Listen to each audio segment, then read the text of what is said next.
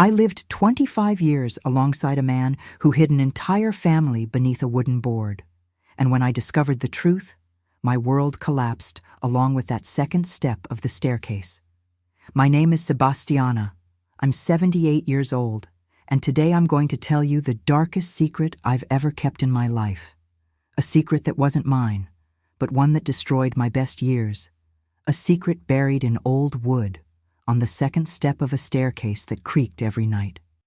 But before I continue, I need to ask you something, dear. If you're enjoying this story, hit that like button down below and tell me in the comments where you're watching from. Which city, which state. I love knowing that people from all over are listening to this old woman's stories. Now then, let's go. Let me tell you from the beginning. It was 1962. I was 25 years old and living with my parents in a small house in Fresno, California. Back then, an unmarried girl over 20 was already considered a spinster, you know? People would whisper at church, at parties, "Poor Sebastiana, she's going to be an old maid." My mother was always worried.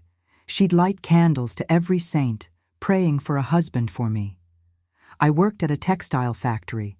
I'd wake up at 5 in the morning, take the crowded bus, spend all day standing operating those noisy machines. I earned pennies, but it was my money, you know, my independence. I'd buy my Avon lipsticks, my low-heeled shoes, help out at home, felt useful. It was on a Saturday afternoon at the town square near the church that I met Gerald. There was a band playing at the gazebo. I was with my friends, Denise and Valerie, eating popcorn and laughing about silly things. We wore those circle skirts, you know? Cinched waist, knee length. I was wearing a light blue one with white polka dots that my mother had made on the Singer machine. Gerald appeared out of nowhere, tall, dark hair slicked back with pomade, thin mustache, wearing a gray suit, polished shoes. He was 40 years old, 15 years older than me, but he was handsome, presentable. He asked me to talk with that serious, formal manner. "Miss, may I have a word with you?" The girls kept nudging me, giggling. I was embarrassed, but I accepted. We talked right there standing up, because a proper girl didn't sit alone with a man. He told me he'd arrived in Fresno about 6 months ago, that he worked as an accountant at an office downtown, that he lived alone in a boarding house room. He said he had no family, that his parents had died of typhoid when he was young, that he'd been raised by some uncles who had also passed away. At the time, I thought it was sad. You know that pity you feel for someone who's alone in the world? That's what I felt. A hard-working, serious man with nobody. Me, who had a big, noisy family, I couldn't imagine what it was like to live without anyone. He asked me to be his girlfriend on the second date. My father thought the rush was strange, but my mother almost fainted with joy. "Daughter, a 40-year-old man with a steady job wanting to marry you is a blessing from God." And I, who had been raised to believe that every woman's destiny was to marry and have children, believed it really was a blessing. The courtship was short, 6 months. He was polite, punctual, brought cheap flowers every week, but I noticed he didn't like it when I talked too much about my family, my friends. He'd changed the subject quickly. Once I mentioned I wanted to invite my cousins to our wedding, and he got nervous. "Sebastiana, I prefer a small ceremony, simple, without much fuss." But I thought it was because of his situation of not having family to invite, that he must feel embarrassed. We got married in March 1963 at the church. Ceremony at 7 in the morning, just with my parents, my 2 brothers, and 2 witnesses that Gerald found at the office where he worked. We didn't even have a reception. He said it would be a waste of money, that it was better to save for the future when we had children. My mother was sad. She wanted to make lunch, a cake, but I convinced her my husband was right, that we needed to be economical. After church, we went straight to the house he had rented. I didn't even know it before. He said he wanted it to be a surprise, that he'd arranged everything himself to receive me like a queen. And when we got there, in the Pinedale neighborhood, an area farther from downtown, I saw that house for the first time. It was an old house, wooden, painted moss green, with a big yard full of weeds. 2 windows in front with peeling shutters, a small porch, rusty iron gate. Inside it had 3 rooms: living room, kitchen, and bedroom. And there was that staircase, the staircase that went up to the attic.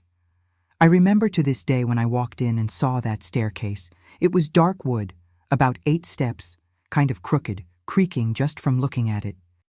Gerald was showing me the house, all excited, talking about the furniture he'd bought second-hand, the small refrigerator, the wood stove in the backyard, but I was looking at the staircase. "And up there, what's up there?" I asked. He got a bit evasive. "Oh, it's just an attic. There are some old boxes, junk. Nothing useful up there. Better not even go up. Must be full of rats, spiders." I accepted it. Back then, a woman didn't question her husband, and I was too nervous about everything. It was my first night as a married woman.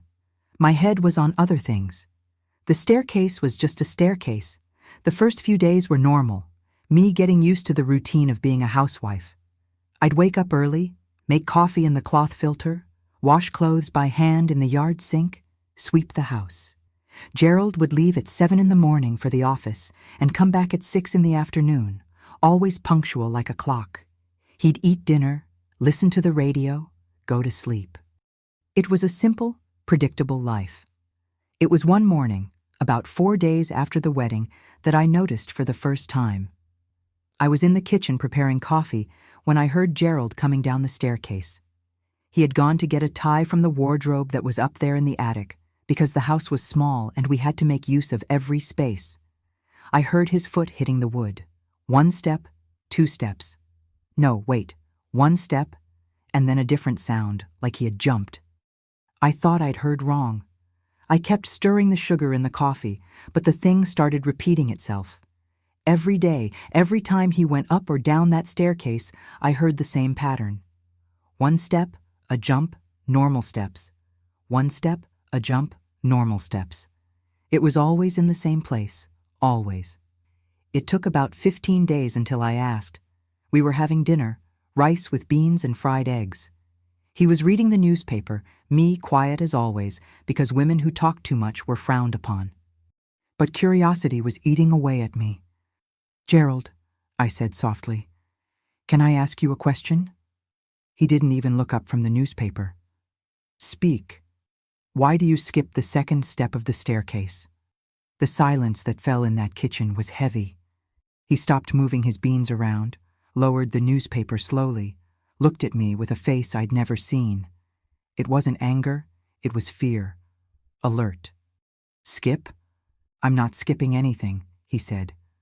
"But I hear it every day. You step on the 1st, skip the 2nd, and continue. Why?" He let out a forced laugh. "Sebastiana, you're imagining things. It must be the way I step, the sound of the wood. But I'm sure." His voice got hard. "Don't make things up. Let's eat in peace." And that was it. Subject closed. I lowered my head and kept eating, swallowing the food with curiosity stuck in my throat. Back then we learned not to insist. Husband commanded, wife obeyed, but I couldn't stop noticing. It was automatic. Every time he went up, every time he came down, I paid attention. And it was always the same thing. The 2nd step, always skipped, always avoided. Months passed. I got pregnant with my first child, Vanderlei, in 1964. 8 months pregnant, I still heard that jump on the staircase. And then I started noticing other strange things. Gerald didn't like anyone visiting us.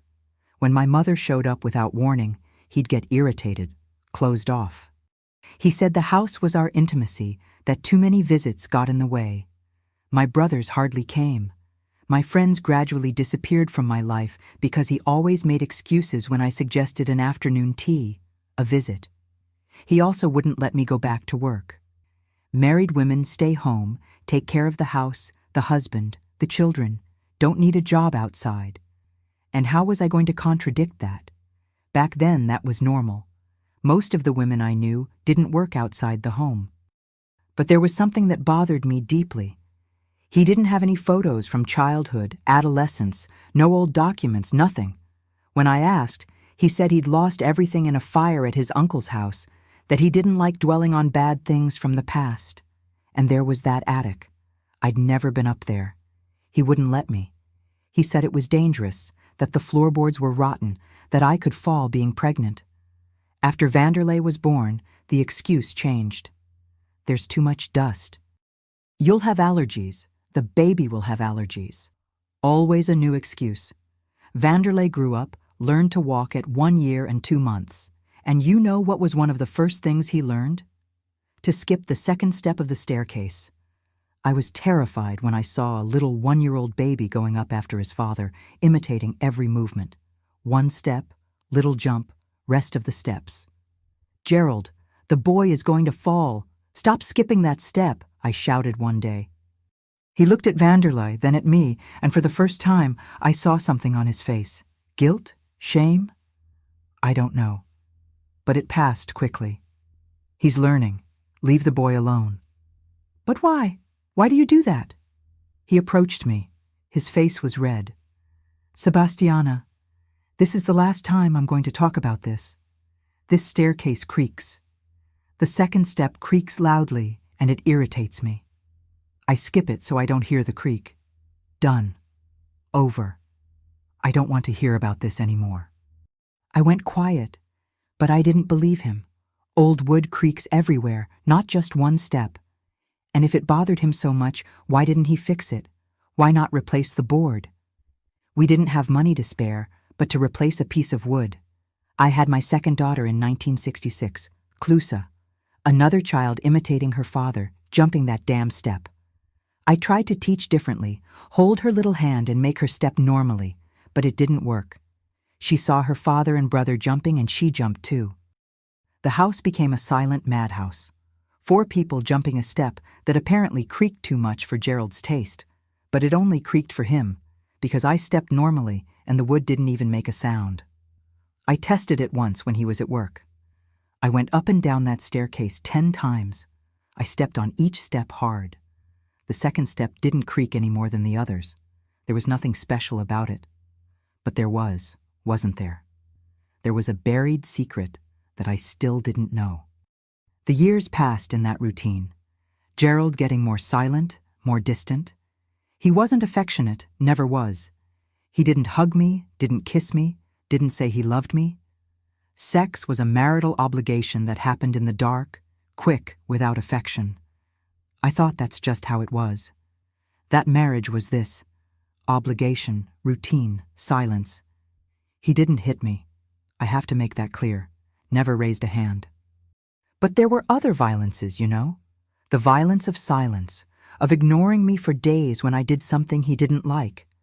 The violence of controlling every penny, of me having to ask for money even to buy underwear. The violence of isolating me from everyone, making me believe my family was invasive, that my friends were gossipy, that I only needed him and the children. In 1973, my father passed away. Cancer. I wanted to stay a few days with my mother, help with the wake, the funeral, give support. Gerald wouldn't let me. "Your place is here, with me and the children. Your mother has your brothers to help." I went to the funeral, came back the same day. Couldn't cry properly, couldn't hug my grieving mother. I came home and kept making dinner as if nothing had happened. It was that day, that horrible night, that I heard it. I was in bed, unable to sleep, crying softly so he wouldn't hear. And I heard him get up. I heard him climb the staircase, heard the jump on the second step, and heard him up there in the attic walking around. He stayed there about 20 minutes. When he came down, jumping that step again, and got back in bed, I pretended I was sleeping. But I knew. There was something up there, something he went to look at, touch, something important enough for him to go up in the middle of the night. I never found out what, not in the hundreds of nights that came after. Because even with all my curiosity, all my suffering, all my loneliness, I never had the courage to defy Gerald and go up to that attic. An obedient woman doesn't defy her husband. That's what they'd drilled into my head since I was born. So I lived and suffered in silence for 14 more years, taking care of the house, raising the children, aging in that empty marriage, watching him skip that damn second step every single day. hearing the creak that only existed in his head. Or did it really exist? Was it his conscience creaking? I was going to find out, but not yet. Gerald still had to die for me to finally be free to tear out that wood and find the hell that was hidden underneath. Continuing in next part due to length. After my father died, something changed inside me. It wasn't a big change, the kind you notice right away. It was a small crack, you know? Like when a drop of water falls on a stone every day, and over time, the stone gives way. I started noticing that my life wasn't normal, that other married women I saw at the market, at church, in the few places Gerald let me go, they smiled differently. They talked with their husbands, got flowers on their birthdays, were looked at with affection. I had none of that. I had a clean house, food on the table, well-behaved children, and a husband who treated me like I was a piece of furniture. Useful, necessary, but with no emotional value whatsoever. Vanderlei was 9 years old, Clusa was 7. Smart, observant children. They started noticing that their father was different from other fathers. Vanderlei would ask me, "Mom, why doesn't Dad ever play with us? Jimmy's dad plays ball, takes them to the park." And what was I supposed to answer? I'd make excuses. "Your father works a lot, gets tired. He loves you in his own way." Lies. Gerald didn't love anyone, not me, not the children, not even himself, I think. He was a hollow man. He lived, worked, ate, slept, but didn't really live. It was like he was always alert, always watching for something, always expecting something bad to happen. And he kept jumping that step every day, morning, afternoon, night, sometimes even in the middle of the night. I'd wake up to the creak of the staircase because the rest of the steps creaked. Only the second one he didn't step on. And I'd lie there listening to him up there. 5 minutes, 10 minutes, half an hour, messing with who knows what. Once I asked. It was in 1975, on a Sunday morning. He had gone up in the middle of the night again, and I was tired of pretending I didn't see. "Gerald, what do you do up there in the middle of the night?" He was drinking coffee, chewing the bread with butter I'd made. He stopped, looked at me with those cold eyes. "I get documents, organize papers, work stuff." "In the middle of the night?" "Sebastiana." His voice got dangerous. "You want to start questioning me now? After 12 years of marriage, you decide you have the right to spy on your husband?" "I'm not spying, I'm just asking." "Don't ask, it's none of your business." And I went quiet like always, because that's how it worked. Husband had privacy, wife had no rights. The 70s were the worst. The country was going through tough times, everything controlled, everyone afraid. And I lived my own dictatorship inside the house. Gerald controlled everything. How much I spent at the butcher, how many times I went to my mother's house, what clothes I wore. He wouldn't let me wear pants. My wife wears dresses. Pants are for loose women. I saw young girls on the street in bell-bottoms, hair loose, free, and I felt an envy that hurt in my chest. My mother got sick in 1977. Stroke. She was left partially paralyzed, needing care. My brothers took turns, but I was the only daughter. It was my obligation, right? But Gerald didn't want me spending afternoons there. "Once a week you go. More than that is disrespecting me." "But she's my mother, she's sick. And I'm your husband. You're married to me, not to your mother.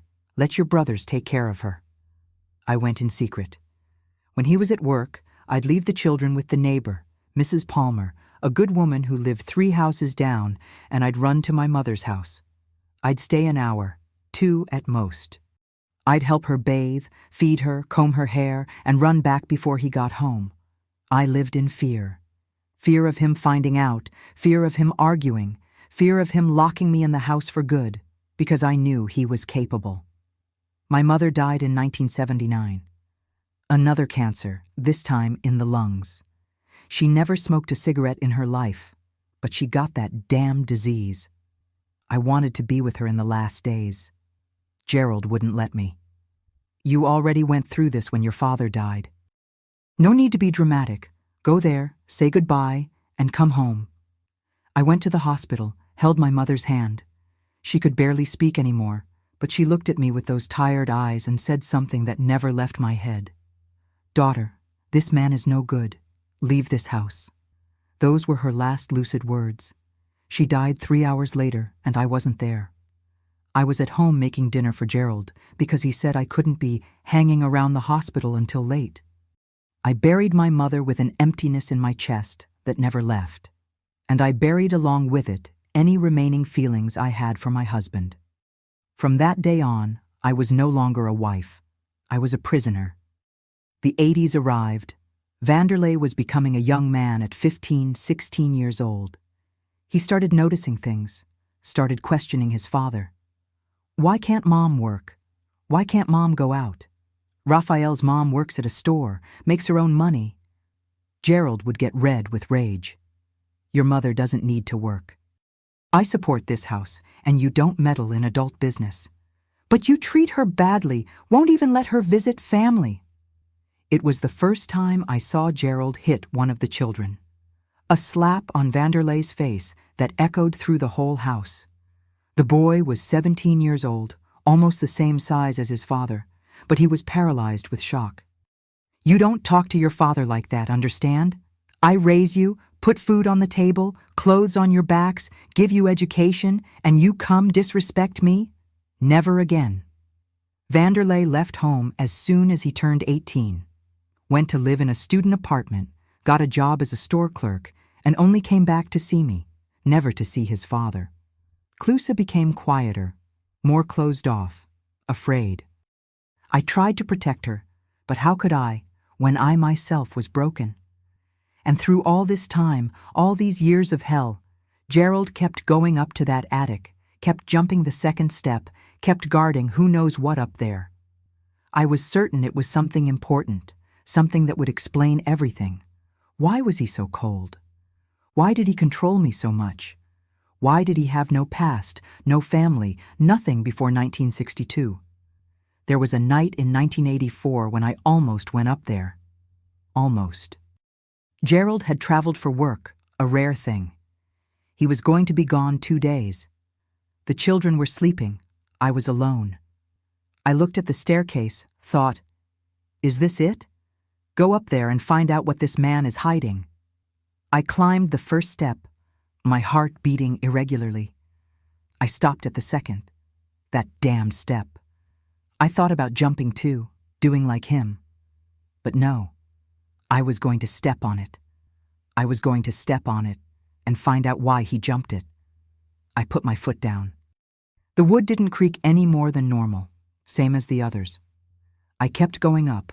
I got to the attic door. It was a small old wooden door with a simple latch. I put my hand on the latch and couldn't open it. Not because it was locked. It was open, but I couldn't. The fear was greater. Fear of what I'd find, fear of what he'd do if he found out, fear of my whole life collapsing even more than it already had. I ran down, cried myself to sleep, and never tried again. Gerald came back from the trip. Life continued, that dead, cold, colorless life. I was 47 years old and felt like I was 70. I had gray hairs appearing, deep wrinkles, calloused hands from scrubbing so many clothes, washing so many dishes, cleaning so many floors. I had lost my parents, lost my son who had left home, was losing my daughter who barely spoke to me, she was so frightened. I had lost myself. In 1985, Cleusa got a boyfriend, a good boy, hardworking, from church. Gerald didn't like it. Said she was too young, that she'd drop out of school, that she'd regret it.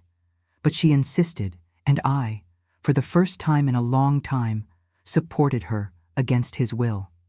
Gerald, the girl is 19 years old. She's at the age to date. You're contradicting me in front of the girl now. I'm defending our daughter. He looked at me with a hatred that froze my blood, but said nothing because Cleusa was there as a witness, and he knew he'd already lost Vanderlei. Didn't want to lose his daughter, too. The relationship continued, and in 1986, Cleusa got married, left home. I went to the wedding, cried with joy and sadness. Joy because she was going to have a different life from mine. Sadness because I was going to be alone with him, Alone in that house, alone with that man, alone with that step he jumped every day and that I knew, I was certain, held the secret of all our misery. The house became too silent. Just me and Gerald. He'd come home from work, eat, read the newspaper, sleep. We didn't talk, didn't touch, didn't look at each other. We were two strangers living under the same roof. I cooked, cleaned, washed. He worked, brought money, went up to that attic from time to time. It was like that until 1987. January, hot, suffocating summer. Gerald was 65 years old, recently retired. Now he was home all day. I thought I was going to go crazy. Him sitting there in the armchair, complaining about everything, the food, the heat, the noise, the silence, me. One morning in February, he woke up complaining of chest pain. He put his hand on his left arm, grimacing. I asked if he was okay. He grumbled that it was heartburn, indigestion. He took some antacid and went to sit on the porch. An hour later, he fell. Simply collapsed from the chair. I ran, screamed, called the neighbor. Mrs. Palmer called the emergency room. The ambulance took 40 minutes. When it arrived, the paramedics did CPR, tried to revive him. It didn't work. Massive heart attack. He died right there, on the porch of our house. 65 years old, 25 years of marriage. Over. I looked at his body being taken away, and you know what I felt? Nothing. Absolutely nothing. Not sadness, not relief, not anger. A huge, hollow emptiness that took over everything. The wake was empty too. Very few people. Some colleagues from the old office, already retired like him, my two children, some neighbors out of obligation. No relatives of his, because he said he didn't have any. No real friends because he didn't have friends. A 65-year-old man who lived as if he were hiding and who died taking his secret with him. Or so I thought. We buried him in the municipal cemetery. Simple casket, wooden cross, shallow grave, nothing fancy, because he was always economical even in that. The priest said some prayers. They threw dirt. It was over. I went back home, that house that was now just mine. I walked in, looked around. The living room with the old furniture, the kitchen with the old stove, and the staircase. That damn staircase with the second step that I'd never see him jump again. I sat on the couch, cried, not for him, for me, for the 25 years I'd lost, for the youth that had gone, for the woman I could have been and wasn't. And then I thought, now is the time. Now I'm going to go up there and find out what he was hiding. I'm going to tear out that step. I'm going to open every box in that attic. I'm going to know the truth. But I still needed to gather courage. I still needed to prepare for what I was going to find. Because deep down, I already knew it was going to be bad. Very bad. I just didn't know how much. The first days after the burial were strange. I'd wake up in the morning expecting to hear the sound of him getting ready for work, even knowing he was retired, even knowing he was dead. The house made different echoes. His footsteps weren't there anymore. The smell of cheap hair, pomade he used wasn't in the air anymore. The silence was different. It was a real silence, not that heavy silence of two people who don't speak to each other. I was 50 years old, widowed, free, but I didn't feel free. I felt lost, because my whole life I'd been defined by what he allowed or didn't allow. And now? Now what could I do? Go where? Be who? Vanderlei came to stay with me a few days. He was 23 years old, working at a print shop, living in a small apartment with his girlfriend. He was worried when he saw me. "Mom, are you okay? Are you eating right?" I lied that yes, but I wasn't. I spent all day sitting in that living room, looking at the wall, looking at the staircase, thinking if I should go up or not, if I should touch his things or leave everything as it was. One afternoon, Vanderlei was sorting through some of his father's papers, looking for documents for inheritance, those things. He was up there in the attic, going through boxes. I heard him climbing the staircase and heard him step on the second step normally, like any normal person would. I ran up. When I got up there, he was opening an old cardboard box. "Vanderlei, you stepped on the second step." He looked at me confused. "I stepped on it, yeah, Mom. Why?" "Your father never stepped on it, always jumped it." He gave an embarrassed laugh. "Oh, that weird habit of his. I don't even really remember. When I was little, I'd imitate him, but then I stopped. Thought it was ridiculous." "And you never asked why?"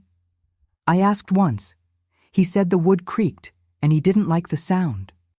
I tested it, saw it was a lie, but let it go.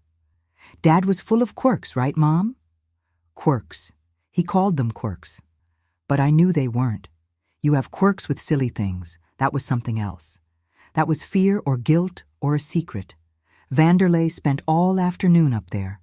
Came down with bank papers, retirement documents, birth certificates for him and Clusa. Normal documents, nothing special. He left in the late afternoon, gave me a kiss on the forehead, said he'd be back on the weekend. I was alone again, looking at the staircase, thinking. 3 weeks passed. March was ending. I was still in that stagnant little life, aimless, until Clusa showed up with news. She was pregnant. I was going to be a grandmother, and that somehow woke me up, gave me a purpose. I was going to be a grandmother, going to have a grandchild, and that grandchild was going to visit this house, was going to climb this staircase. And I didn't want him to grow up with a mystery, with a doubt, with a secret hanging on an old board. That's when I decided, I'm going to renovate this house. I'm going to replace what needs replacing. I'm going to clean what needs cleaning. I'm going to start a new life, and I'm going to start with that damn staircase. In early April, I called Mr. Orlando, a carpenter who had done some small jobs in the neighborhood. Old man, experienced, trustworthy. I asked him to come look at the staircase, see what could be done. He went up, came down, tested each step, shook his head. "Mrs. Sebastiana, this staircase is all eaten by termites. The wood is rotten in several places. The right thing would be to replace it entirely, but if you can't afford it, we'll replace at least the worst steps." "Which are the worst?" He pointed. "The 4th, 5th, and 7th. These are giving way, dangerous. Could break, and you could fall." "And the 2nd? "The 2nd step is good." He stepped on it, tested it, jumped on it. "This one is solid. It's the newest, actually. Different wood from the rest.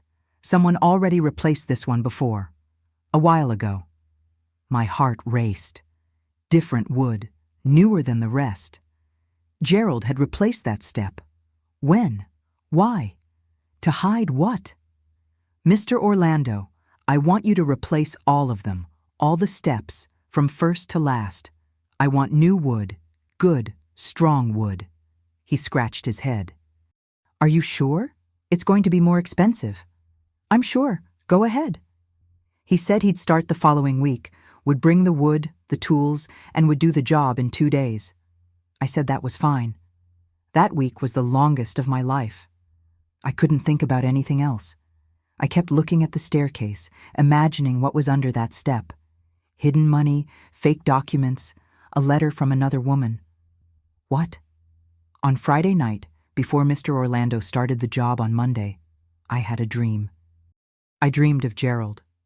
He was standing on the staircase, stopped on the 2nd step, just looking at me, saying something I couldn't understand.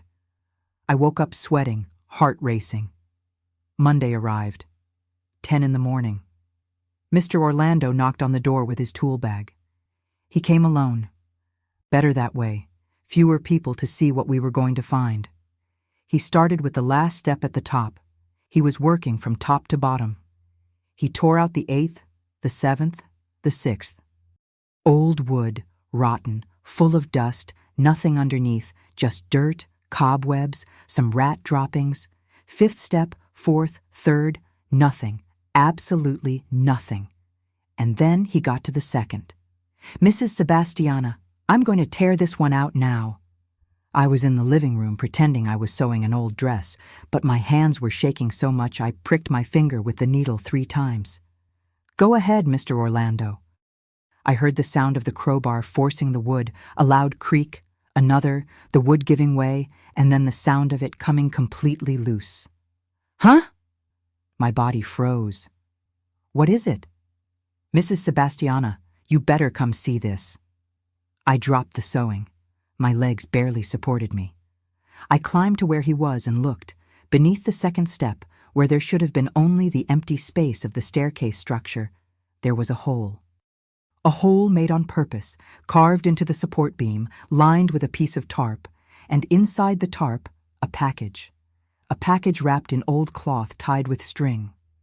This was hidden on purpose, Mr. Orlando said. Someone carved this beam, lined it nicely, put this in here, and nailed the step over it. Thought-out work, you know? I couldn't speak, just stared. Do you want me to take it out? I nodded, yes. He stuck his hand in, carefully grabbed the package, handed it to me. It was heavy, had stuff inside. A lot of paper, it seemed. I'm going down. Get some water. You take your time, he said with delicacy. Wise man. He knew this was a private matter. I went down too. Sat on the couch with the package in my lap. I stared at it for about 5 minutes, breathing deeply, preparing my heart for anything. I untied the string, opened the cloth. It was a piece of old stained sheet, and inside was a large manila envelope, one of those for documents. I opened it. The first thing I saw was a photo, a black and white photo, one of those old ones with a white border. It was Gerald, younger, about 30-something years old, but he wasn't alone. There was a woman next to him, pretty, hair pulled back in a bun, polka dot dress, smiling, and there were 3 children. 3. A boy about 7 years old, a girl about 5, and a baby in the woman's arms. I turned the photo over. On the back was written in a woman's careful handwriting, Gerald, Dolores, Oscar, Martha, and Henry. Christmas, 1955. 7 years before he met me. 7 years before he asked me to be his girlfriend, saying he had nobody in the world, that he was alone, that his parents had died. My hands were shaking so much I almost dropped the photo. I grabbed the next paper. It was a marriage certificate. Gerald Montero Silva and Dolores Hernandez Santos, married on June 23, 1949, in Los Angeles, California. He was 27 years old, she was 22. They got married in the cathedral. Had witnesses, everything proper. He was married. He was married when he met me. He was married when he married me. I was the other woman. No, worse than that. I was nothing. Because his marriage to Dolores was the real one. The marriage to me was a lie, was a crime. Bigamy. I kept pulling out papers. Birth certificate for Oscar, born in 1948, son of Gerald and Dolores. Birth certificate for Martha, born in 1950. Birth certificate for Henry, born in 1955. 3 children. He had 3 children before mine, children he abandoned. And there were letters written by Dolores, many letters. I grabbed the first one dated August 1961. Gerald, it's been 4 months since you left saying you were going to look for work in Bakersfield and didn't come back. The children ask about you every day. Oscar cries at night, calling for his father. I have no money for rent. Your brother Joaquin helped me this month, but said he can't anymore. Please come back or at least send news. Your wife, Dolores. Wife. She was the real wife, and he had left. Simply left and abandoned her and 3 small children. I grabbed another letter. November 1961. Gerald, I lost the house. We were evicted. I'm living at my sister's house with the 3 children, but she has 6 kids. It's difficult. I looked for you at the office in Bakersfield you mentioned, and they said they don't know any Gerald. Where are you? What did I do wrong? The children are suffering. Please, for the love of God, help us. Dolores. Tears started falling on the old paper. I didn't even realize I was crying. Another letter. February 1962. Gerald, I don't know if you received these letters. I'm sending them to the last address I had in Bakersfield, but I think you're not there anymore. The children are sick. Henry had pneumonia. I don't have money for proper medicine. My sister can't stand having us here anymore. I'm going to have to go to the church shelter. I forgive you for everything. Just come back. Or at least send something for the boys. They're your children. Dolores. And the last letter. June 1962, the month he met me. Gerald, this is the last time I'm writing. I've given up on you, given up on waiting. You killed the love I felt. But don't forget you have 3 children in this world. 3 children who will grow up without a father because you're a coward. One day they'll find you and they'll ask you why you abandoned them. And you'll have to look them in the eyes and answer, "May God forgive you, because I can't." Dolores. I was sobbing and reading and rereading those letters. That desperate woman with 3 small children begging for help. And him, during that same time, was in Fresno. Had rented a house, gotten a new job, moved to a different city so nobody would find him, met me, pretended to be free, alone, orphaned, and married me 3 months after her last letter. 3 months after a desperate woman wrote that she was going to a shelter with his children. I looked at the envelope. There was still more paper. I grabbed it. It was a note written in his handwriting I knew from seeing on receipts, shopping lists. Oscar, 13 years old in 1961. Martha, 11 years old in 1961. Henry, 6 years old in 1961. Dolores, don't look for, never go back to Los Angeles, never use name Montero. Documents kept here, no one can find. Sebastiana can't know, new children can't know. He had written this, had hidden it under that step, and had jumped that step every day for 25 years. Because he knew what was underneath. He stepped on all the others, but not that one. That one held proof of his lie, proof of the family he destroyed. I sat there on that couch, holding those papers, crying until I had no more tears. Mr. Orlando appeared at the door, saw my state, asked if I was okay. I said I was, that it was just old stuff, sad memories. He understood, went back to his work, but I wasn't okay. I was destroyed because everything, absolutely everything in my life was a lie. My marriage was a lie, my husband was a lie. I had lived 25 years with a man who had another life, another family, other children. A man who had abandoned 3 children in misery to build a new life in another city. And what was I, the unknowing accomplice? The second family built on top of the suffering of the first? My children had siblings, 3 siblings we didn't know, who grew up without a father, probably went hungry, suffered everything because Gerald was a coward who ran away. And he controlled me because he was afraid I'd find out, afraid I'd meet someone who knew him from before. Afraid I'd go to Los Angeles and run into Dolores or his children. That's why he didn't allow visits. That's why he didn't let me work. That's why he kept me trapped, because he lived in hiding. And to keep hiding, he made me a prisoner. I gathered all the papers again, put them back in the envelope, stored them in the back of the closet, and that night I didn't sleep a wink. I kept thinking about what to do. Tell my children, look for Dolores, look for his children, forget everything and move on.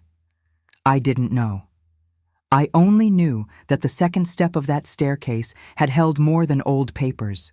It had held destroyed lives, broken dreams, lies that lasted decades. And now I had to decide what to do with this truth. I spent 3 days without leaving the room. Mr. Orlando finished the staircase, charged what we agreed, left. The staircase was beautiful. New wood, light, smelling of fresh varnish. But I couldn't look at it. Each new step reminded me of what had been torn from that second step. Clusa came to visit me on the 4th day. She knocked on the door, came in, found me lying in bed in the middle of the afternoon. "Mom, what happened? Are you sick?" I wasn't sick in body. I was sick in soul. But how was I going to explain that to her? How was I going to say that her father, who had died 2 months ago, was a liar, that she had 3 siblings we didn't know? "I'm tired, daughter. It'll pass." She didn't believe it, but didn't insist. She made tea, sat talking about silly things, the pregnancy, her husband, how anxious she was for the baby to be born in October. And I pretended I was paying attention, but my head was far away. It was in those letters, in that photo, in those 3 children who had grown up without a father. When she left, I got up, went to the closet, got the envelope again, looked at the marriage certificate. It had the address of the church, St. Mary's Cathedral, Los Angeles. I looked at the letters. The last address Dolores had sent from was her sister's house, 123 Maple Street, East Los Angeles, California. Los Angeles. Everything led to Los Angeles, the big city where Gerald had had his real life before running to Fresno and building the lie that became my life. I needed to go there. I needed to look for Dolores. I needed to know if she was alive, if the children had survived, if they were okay. It wasn't curiosity, it was responsibility. Because like it or not, I had lived on the money that should have supported them. Had slept with the man who should have taken care of them. Had built a family with someone who already had a family. I had to do something. The next day, I woke up early, showered, got dressed for the first time in days, put on a simple navy blue dress. I went to the bus station, bought a ticket to Los Angeles. Departure at 2 in the afternoon, arrival at 8 at night. I went back home, packed a small bag with a change of clothes, toothbrush, the envelope with the documents. I didn't tell anyone, not Vanderlee, not Clusa. I left a note on the table saying I was going away for a few days, not to worry. The bus trip was long. 6 hours sitting, looking out the window, seeing the small towns pass, thinking about what I was going to say when I found Dolores. If I found her. It had been 26 years since the last letter. A lot could have happened. She could have moved cities, could have died, could have remarried, might not want to talk to me. I arrived at the Greyhound station when it was already dark. April 1987. Los Angeles was a huge city, noisy, scary. Lights everywhere, cars honking, people running. Me, a woman from a small town, 50 years old, alone, lost. I took a taxi, showed the driver the address. 123 Maple Street, East LA. East LA, huh? I'll take you there, but that's an old address, you know? Old neighborhood. I didn't answer. Just looked out the window as he drove. Tall buildings, wide avenues, so many people. How does someone find someone in a city this size? Half an hour later, he stopped on a narrow, poorly lit street. There were some old houses, some falling apart, others renovated. Number 123 was a small house, painted faded yellow, with bars on the windows. I paid the taxi driver, got out. I stood on the sidewalk, looking at the house. Would Dolores' sister still live there? Would anyone know about her? I took a deep breath, went to the gate, rang the bell. It took a while, but a woman appeared, old white hair, hunched over, wearing an apron dirty with flour. Good evening. What can I do for you? Good evening, ma'am. Sorry to bother you at this hour. I'm looking for a person, a woman named Dolores. Dolores Hernandez Santos, or Dolores Montero. I don't know if she still uses her married surname. She lived here years ago in 1962 with her sister. The woman looked at me suspiciously. Why are you looking for her? It's a complicated story. I really need to talk to her. It's urgent. Are you family? I could lie, but there had been too many lies in this story already. No, but I knew her husband. Knew him a long time ago. The woman was quiet, analyzing me. Then she sighed. Dolores is my sister. She doesn't live here anymore, hasn't for years, but I know where she is. My heart raced. Is she okay? Is she alive? Alive, yes, but I don't know if you can say she's okay. She lives in a boarding house near Boyle Heights, alone. Her children grew up, left, each went their own way. And the children, are they okay? The woman looked at me with sadness. Depends on what you call okay. They grew up without a father, went hungry, worked since they were little. Oscar lives in San Bernardino, he's a truck driver. Martha got married, has kids, lives in East LA. Henry? Henry? I don't know where he is. Disappeared a few years ago, had problems with drinking. I felt my chest tighten. Those 3 children from the photo, who were small, innocent, had grown up in suffering. And Gerald knew. He knew and had chosen to build another family instead of taking care of the first. Can you give me her address? The woman hesitated. Look, my sister doesn't like visitors. She got very bitter about life, closed her heart to the world. I understand, but I need to talk to her, please. Dolores's sister sighed again, went into the house, came back with paper and a pen, wrote down an address.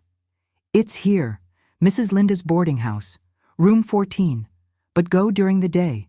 At night there, it's dangerous. I thanked her.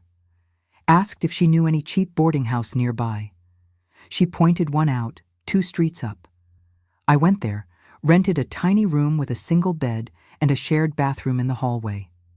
I slept badly, thinking about the next day. In the morning, I had coffee at the corner bakery, bread with butter and coffee with milk.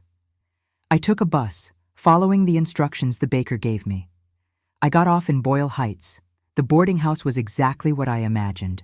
An old, dirty building with clotheslines hanging from one window to another, children running barefoot in the hallway, smell of sewage mixed with food, poverty, lots of poverty. I went up the cement stairs, passed several rooms, got to number 14. The door was ajar. I knocked lightly. Who is it? A woman's voice, hoarse, tired. My name is Sebastiana. I came to talk about Gerald. Silence. A long, heavy silence. Then the door opened and there she was, Dolores from the photo, older, much older. Completely white hair pulled back in a messy bun, face marked by deep wrinkles, sunken eyes, body too thin. She was 60 years old, but looked 80. She looked me up and down and then said in a voice without emotion, "You're the other one?" It wasn't a question, it was a statement. I nodded yes. I am, but I didn't know. I swear to God I didn't know. She kept looking at me, then moved away from the door. Come in. The room was tiny. A single bed, a 1-burner stove, an old little table, a chair, nothing more. Worse than anything I'd ever seen in my life. She sat on the bed. I stood not knowing what to do. He died, didn't he? She said suddenly. That's why you're here. He died, and you found the papers. How do you know? Because he would never let you find out if he were alive. He was too much of a coward for that. She was right. I swallowed hard. He died in February. Heart attack. She showed nothing. Not sadness, not relief, nothing. Where did you live? Fresno. She gave a bitter laugh. Close. So close. We looked for him everywhere, except in the Central Valley. We thought he'd gone far away, San Francisco, Oregon, anywhere far. But he was right there nearby. I'm sorry. I'm sorry for everything. You're not at fault. Her voice was tired. You were deceived too. He was good at lying, professional liar. I sat in the chair, took the envelope from my bag. I showed her. I found this hidden in the staircase of the house. It has the photos, the certificates, the letters you sent. She took it, looked at each paper carefully. When she got to the letters, I saw a tear run down her face. Just one, as if she'd spent all the others over the years. I sent 15 letters. He kept 6. The others he must have thrown away. In the letters you talked about going to the shelter. Did you go? She nodded. I did. I stayed there 3 months with the children, sleeping on a mattress on the floor, eating thin soup, listening to my children cry with hunger. Then I got a job as a cleaner. Left the shelter, rented a little room, raised all 3 as I could. And he never sent anything, never helped. Never. Disappeared like smoke, changed his name, city, life. Left me with 3 mouths to feed and not a penny. I worked like a condemned woman. Washed clothes, ironed, did cleaning, sold food at factory gates, everything so my children wouldn't die of hunger. I was crying, couldn't stop. I'm so sorry. I didn't know. He deceived me too. He said he had no family, that he was alone in the world. He married me 3 months after your last letter. And he had children with you? 2, a boy and a girl. They're grown now. She was quiet, then spoke softly. Mine grew up hating their father, knowing they'd been abandoned. Oscar is still angry to this day.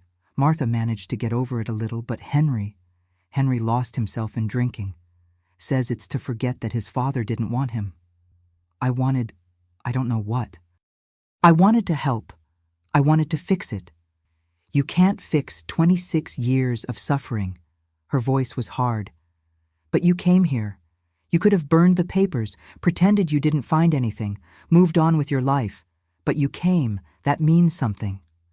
I stayed there with her the rest of the morning. She told me everything. How she found out she was pregnant with the third child just when money was tight. How Gerald started getting nervous, leaving the house, coming back late. How he said he was going to look for better work in Bakersfield. How she believed. How she waited a week, 2, a month. How the rent came due and she couldn't pay. How she was evicted with 3 small children. She told me how Oscar, at 13 years old, started working selling newspapers to help. How Martha at 11 took care of the baby while she cleaned houses. How Henry grew up with no memory of his father, only the story of abandonment. And I told my story too. How I met him. How I got married, thinking he was a serious, hard-working man, alone. How he controlled me. How I discovered nothing was true. In the late afternoon, she said, "Do you want to meet my children?" I didn't expect that. Will they want to meet me? I don't know. But they deserve to know their father had another life, that they have 2 half-siblings, that they weren't the only ones abandoned. She grabbed an old notebook and wrote 2 addresses. This is Oscar's, this is Martha's. Go there, tell the truth. Let them decide if they want to meet you and your children. I took the papers, thanked her. Before I left, she held my arm. Sebastiana, one thing. I don't have anger toward you. You were also a victim. But I need you to understand something. This man destroyed my life and yours too. We can't let him destroy the children's lives. Not mine, not yours. I agreed. I left that boarding house with a heavy heart, but also with a strange sense of purpose. In the following days, I looked for Oscar and Martha. Oscar was difficult. He received me at the door of his house in San Bernardino, arms crossed, face closed. When I told the story, he turned red with rage. So the bastard made another family while we were starving. Son of a bitch. But after the anger passed, he got quiet. And my half-siblings, do they know? Not yet. I came to talk to you first. I want to meet them. I want to look them in the face and see if he treated them better than he treated us. Martha was different. She cried a lot, then hugged me. You suffered too. We're in the same boat, victims of the same man. By the end of the week, I went back to Fresno, gathered my courage, called Vanderlei and Clousa. I sat them both down in the living room and told them everything. They were shocked. Then came anger, then sadness. But in the end, after hours of talking, crying, fighting with the memory of their father who wasn't there anymore to defend himself, they agreed. Mom, we want to meet them. They're our siblings. It doesn't matter how it was, they're our siblings. And that's how, in June 1987, Gerald's 2 families met. The first meeting was scheduled for a Sunday in June at my house in Fresno. I cleaned the whole house, made food for an army, arranged the living room 3 times. I was as nervous as a bride on her wedding day, except instead of happiness, it was pure anxiety. Clousa arrived first with her husband. She was 6 months pregnant, visibly nervous too. Vanderlei came right after. The 3 of us stood in the living room waiting. Nobody talked much. What were we going to say? Hi, welcome. You're the siblings we didn't know existed. When the doorbell rang, my heart almost jumped out of my mouth. I went to open the door, and there they were. Oscar was tall, strong, face marked by hard life. He was 40 years old, hair starting to go gray. He wore jeans and a somewhat wrinkled dress shirt. He came with his wife, a short woman with a shy smile. Martha was about my height, short hair, simple clothes. She was 37 years old but looked older. Her eyes were sad even when she tried to smile. She came with her husband and 2 small children, a boy and a girl. And Dolores came. She who insisted on coming, even though I'd told her she didn't need to, that it could be too hard for her. But she said, I need to see. Need to see the children he had with you. Need to see if they look like mine. Everyone came in slowly, warily. We stood there in the living room, in a circle, not knowing where to start. The silence was heavy. It was Vanderlei who broke the ice. He looked at Oscar and said, We have the same nose. His nose. Oscar gave a nervous laugh. Yeah, we got the crooked nose from the bastard. And that somehow made everything a little less tense. We started talking slowly, carefully, but talking, comparing stories, discovering they had more in common than they imagined. Clusa and Martha discovered they both liked sewing.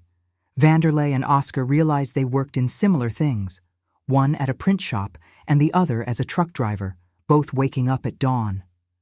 Martha's children played in the yard, oblivious to all that adult confusion. And Dolores? Dolores sat in the corner of the couch, quiet, observing everything. From time to time, I caught her looking at my children with an expression I couldn't decipher. Sadness? Curiosity? Relief knowing they existed? We served lunch. I made rice, beans, roast chicken, pasta, salad, stuffing. Everyone ate together at the kitchen table that barely fit so many people. It was strange and beautiful at the same time. Two families that should never have existed separately, sitting at the same table. After lunch, while the men washed dishes and the children played, Clusa, Martha, Dolores, and I stayed in the living room. And then Martha asked what everyone was thinking. What was he like with you? Was he different? I took a deep breath. Cold, controlling, never showed affection, kept me away from everyone, wouldn't let me work, wouldn't let visitors, nothing. Dolores looked at me. With us, he was different in the beginning, affectionate, attentive. But when I got pregnant with the third, he changed, started disappearing, getting nervous. I think that's when he decided he was leaving. Did he hit you? Clusa asked softly. No, never hit. But there were other violences, the silence, the emotional abandonment, and in the end, the real abandonment. Martha wiped away a tear. We grew up hearing that Dad abandoned us because he didn't love us, that it was our fault. I spent my whole childhood thinking I'd done something wrong. I held her hand. The fault wasn't yours or your mother's. The fault was his, only his. And in that moment, there in that living room, something changed. We stopped being the first family and the second family. We became one family, a broken family, hurt, but there together, trying to heal. In the following months, we kept meeting, at least once a month. Sometimes at my house, sometimes at Oscar's house in San Bernardino, sometimes at Martha's house in East LA. Dolores always came. She and I created a strange but true friendship. Two women who loved the same man, or thought they did, and who now shared the same pain. In October 1987, Clusa had the baby, a beautiful girl with light eyes. At the maternity hospital, when I was holding my granddaughter in my lap, Martha appeared with flowers and cried when she saw the child. She's family. Ours, my children's, everyone's. And that's how it was. That granddaughter grew up knowing not just her mother's uncles, but also the uncles from the other marriage of her grandfather. She grew up knowing the whole story, knowing that families are complex, that love doesn't have just one way, that forgiveness is more important than revenge. 2 years after our first meeting in 1989, I did something I'd thought about a lot. I sold the house in Fresno, that house with the new staircase where the secret had been torn out. I couldn't live there anymore. Every room reminded me of him, of the lie, of the suffering. With the money from the sale, I bought a simple little house closer to Los Angeles, in Downey, and with what was left, I helped Dolores. I rented a small apartment for her in a housing complex. Nothing luxurious, but clean, safe, dignified. Better than that horrible boarding house. She cried when she saw it. Sebastiana, you don't need to do this. It's not your obligation. It's not obligation, It's justice. The money I lived on all those years was supposed to have supported you and your children too. I didn't know, but now I know. And now I can try to balance the scales. Oscar and Martha also helped. They'd send food, medicine when she got sick, pay the electricity bill when her money didn't cover it. We, the two families, took care of her together. The 90s arrived. My children grew up, had more children. Vanderlei got married, had a boy. Clusa had another girl. Oscar and Martha also kept growing their families. And every Christmas, every important birthday, we'd get together, everyone. The children from the first marriage, the ones from the second, the grandchildren, everyone. There was one Christmas, I think it was 1994, when I looked around the table. There were more than 20 people, children running, adults laughing, food left over, house full of noise and life. And I thought, Gerald tried to destroy two families. But we turned this into one huge family, united, strong. Dolores lived another 15 years after we reconnected. They were 15 years when she was no longer alone, no longer abandoned. She died in 2002 of heart problems. She was 75 years old. At the funeral were her 3 children, my 2, all the grandchildren, all the great-grandchildren who had arrived by then. And you know what Oscar said in his speech? My mother suffered a lot in life, but in the end, she had what she always wanted. Family, lots of family. And we owe thanks for that to a woman who could have hated us, but chose to love us. Thank you, Sebastiana. I cried so much that day. I cried for Dolores, for the hard life she had. I cried for me, for the years I lost. I cried for Gerald, who died without knowing the good he could have done if he'd been honest. But I also cried with gratitude, because from the worst we had taken the best. Henry, Dolores's youngest son, reappeared in 2005. He was clean, had stopped drinking, had gotten a job as a night watchman. He came to me, apologized for disappearing, for not being there when his mother died. And I said the same thing I said to the others. Your family, always were, always will be. Today, in 2024, I'm 78 years old. I live alone in a small apartment in Downey. My children live nearby, visit me every week. Dolores's children, too. I have 9 grandchildren, and I even have a great-grandchild, a beautiful little girl who was born last year, daughter of Clusa's granddaughter. Sometimes I think about the staircase. About that second step Gerald jumped every day for 25 years. He jumped because he was afraid of the truth under that wood. Afraid someone would discover he was a fraud. But you know what that hidden step taught me? That secrets don't sustain a family. That lies don't build love. That truth, however painful, is always better than living in falsehood. Gerald died thinking he was going to take his secret to the grave, died thinking he'd managed to erase the first family and live peacefully with the second. But he didn't count on one thing. He didn't count on his death freeing the truth. And that truth, instead of destroying, united. I could have burned those papers, could have buried that secret again and kept pretending nothing had happened. But I didn't do that. I went after it. I looked, I faced it, and I transformed his lie into truth, his separation into union, his hate into love. Today, when I look back, I see 2 women who were deceived by the same man. I see 5 children who grew up without having a real father. I see years of suffering, of control, of loneliness. But I also see overcoming. I see forgiveness. I see family. The second step of that staircase held old papers, faded photos, yellowed letters. But it also held the key to our liberation. Because when I tore out that wood, I didn't just discover the past.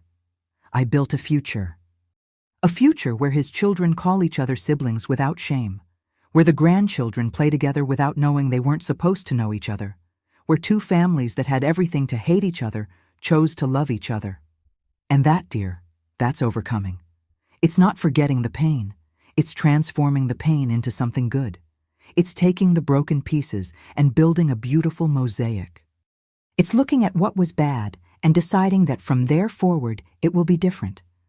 I lost 25 years of my life with a man who didn't love me. Dolores lost even more.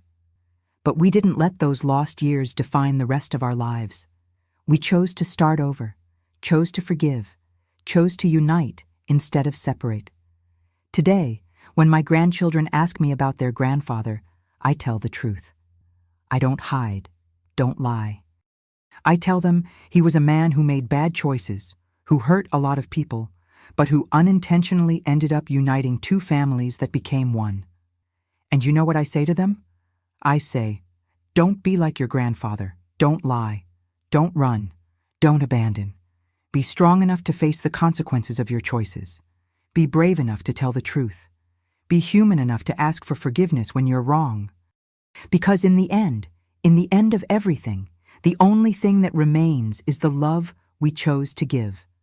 And I chose to give love even when it hurt, even when it would have been easier to hate. I chose to love those people Gerald had hurt. I chose to love his children I didn't know. I chose to love the woman he had abandoned.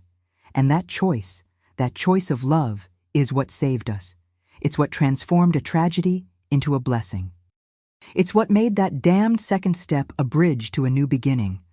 So if you're going through something difficult now, if you discovered some lie, if you're hurt by some betrayal, I want to tell you something. You can choose. You can choose to let the pain consume you, or you can choose to transform it into love. You can choose to hate, or you can choose to forgive. You can choose to close yourself off, or you can choose to open up.